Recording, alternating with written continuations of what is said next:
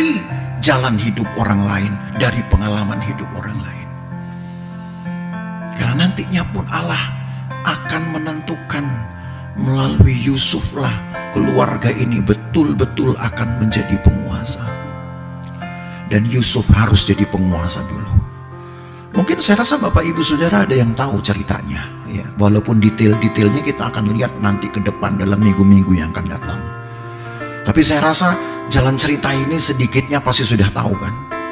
Yusuf yang Tuhan bawa ke Mesir sebagai penguasa.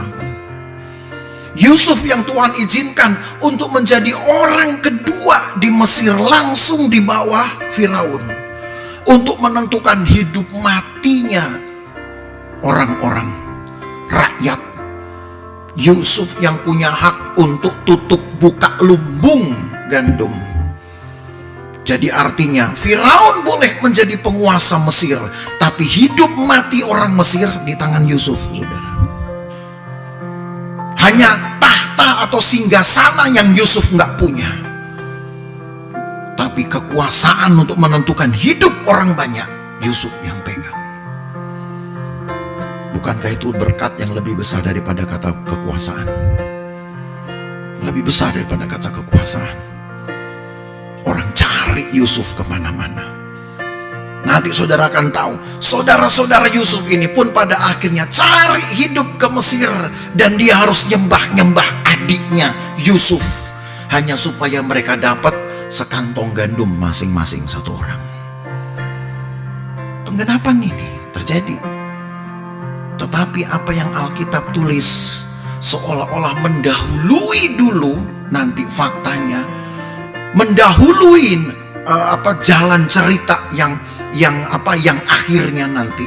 Karena Allah ingin tahu gerak hati orang-orang di sekitarnya seperti apa. Allah ingin tahu gerak hati dari kakak-kakak Yusuf ini seperti apa. Begitu penggenapan, atau lebih tepatnya jalan penggenapan dari rencana Allah itu sudah mulai terlihat. Allah ingin tahu reaksi dari orang-orang dekat ini seperti apa. Bersyukur atau nyukur-nyukurin. Pendeknya Bapak Ibu Saudara, segala pengalaman engkau lihat di dalam matamu, lebih banyak mungkin yang tidak cocok. Yang saya mau katakan, hidup memang kadang-kadang itu gak realistis sih. Hidup tuh kadang-kadang gak fair sih. Iya. Tapi kalau kita tahu menempatkan hidup kita, saudara, bukan untuk menyanggah apa yang kelihatan gak realistis ini, engkau bawa di hadapan Tuhan itu lebih aman.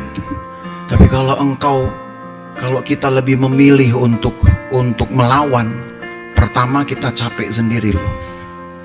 Betul ya? Capek hati sendiri kan. Ngomongin orang gak bisa habis, saudara.